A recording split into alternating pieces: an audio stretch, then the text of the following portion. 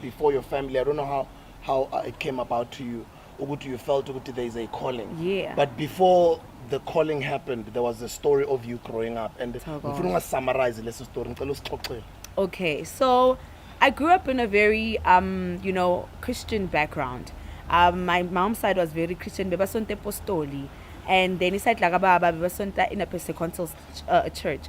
So izinto zamadlozi, we hardly spoke about that in Lini. It's like nothing to speak about. So I personally was not invested in any of those things, and I didn't know that I was the chosen child. But there were a lot of things that were going around in Sakula. It started when I was in primary. I was going to a primary school in Benoni called Benoni Junior. So I would see a lot of kids, abafunda lapha esikolweni, but not physical kids. It would be spiritual kids that were once upon a time, because that was an old school. Skolo Dallas, like an old school. So I would see white kids in the passage wanting to play and all of that. And I would get scared, not understanding. And there would be a particular area around the school that I would be afraid of approaching. And every time I would dream of that area, I would dream of amanzi in that area, people drowning and all of that. And it would be like crazy. I did not understand why. So I would tell them, okay, no, this is what's happening in school. And they would be like, no, tata into sama vaselina. Maybe there's a lot of kids la payana and you're seeing all of those things. So ngihlala no gogo, no baba mncane, no baba, and more uncles, because my parents divorced in the year 2000. So ngumntana bengithanda ubaba kakhulu, and I left with my dad. Sahlala kagogo. So kagogo bekuyisiphaza, thengisa amagwinya, bengaziya njengomntana semagwinyeni. So it was just church, gwinya lifestyle, nothing hectic. And only when I started moving into the next school, which was Benoni West, lapho besesiqala swimming lessons, then I started seeing that I had this phobia being nayo of amanzi, and I did not know why. So things went on in the school. Nami ngathi, you know what, let me put it at the back of my head, moving from church to church, because I would not fit in terms of church. Apostol, I wouldn't fit in. I wouldn't even hear what they were saying. I wouldn't hear anything. That I was just going because umthetho wasekhaya. So impili kubege, I'm still staying with my dad. And then Pitizela, I'm one of the guys. I've blended in with the family, so there's nothing much abai pick up hayungami that is wrong.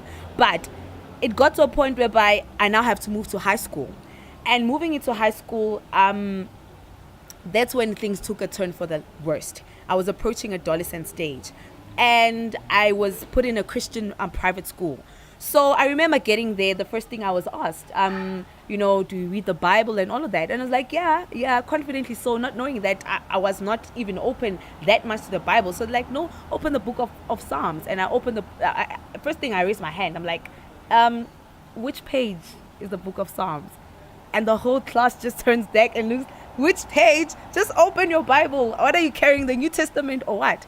And I was embarrassed. Then I go through this book. I'm like, okay, the book of Psalms. So we go about the school. The school appreciated me much because I was very active in terms of prayer. I was active in terms of preaching the word. I was active in terms of praying for other kids, going out to seek souls, to win souls for the work of the goodness of, the Lord. So, mina being right, like eskoleni, until Guatumalentole, I think it was around mid-year, April, I remember. This thing of Satanism, devil worshipping and all of that, it was rife at that time.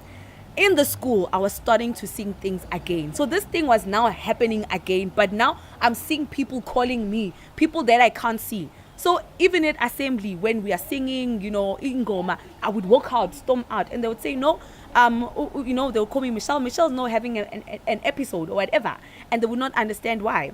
I left the school, I had a tonsillitis operation, ngahamba ngakhichwa my tonsils.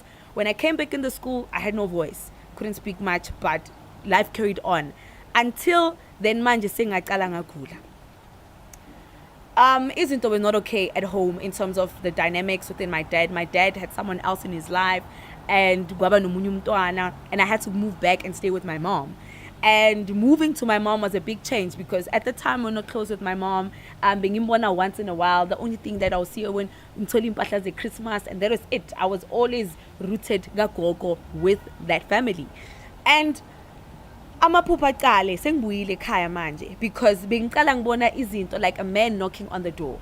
So because I was still healing from the op, I would be home earlier, sometimes sleep or, but I would be home earlier. So I would see someone knocking at the door. Mangivula umnyango akunamuntu. Or ngibona umuntu ongenayo, ngizwa umuntu akokode. Dimpho, mangiyovula akunamuntu. And I would ask myself what is happening. I sometimes in key ngihambe ngibaleke ngiyohlala kagogo and wait for mom to come back from work. Then the dream started. Amaphupho lawa, when they started, figure ugogo basically unginikeza zonke izinto zami. Unginikeza ishoba, all of these things, ubuhlalo, In my mind I'm like, I was taught about this esontweni. I was taught about this esikoleni. This is demons. And mina ngilapho in the dream, fire. I'm there. I'm fire. I'm firing my doses away. So I wake up, I tell my mom that this is the dreams I'm having. Abe worried. You know what? Why are you having these dreams now? But she lets it slide. Then the dream started getting worse. Now I was waking up every day. 3 a.m. I'm up. 4 a.m. I'm up. The room would literally go cold. Gubande in the room. And I would wake up because now in the dream and I would wake up and then that would be the same thing happening. And mom was like, you know what? I don't know what's going on, but we need to go see my mom. So we go see Ukokwam, which is my mom's mom. And the first thing they do when I get there is show me a picture. And they're like, is this the person lo khlupayo? They show me and I didn't hesitate. This is the woman I'm speaking about. So they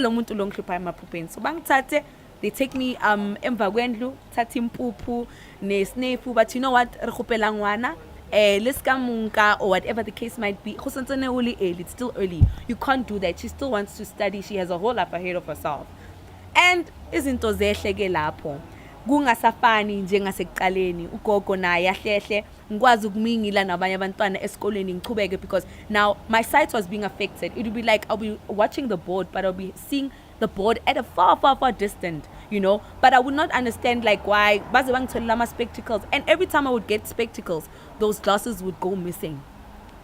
I would lose them in a mall, a particular mall that I don't like going to. I don't like because that area is surrounded by amanzi, and every time I would dream of that area flooded or whatever, and every time I would go there something would happen.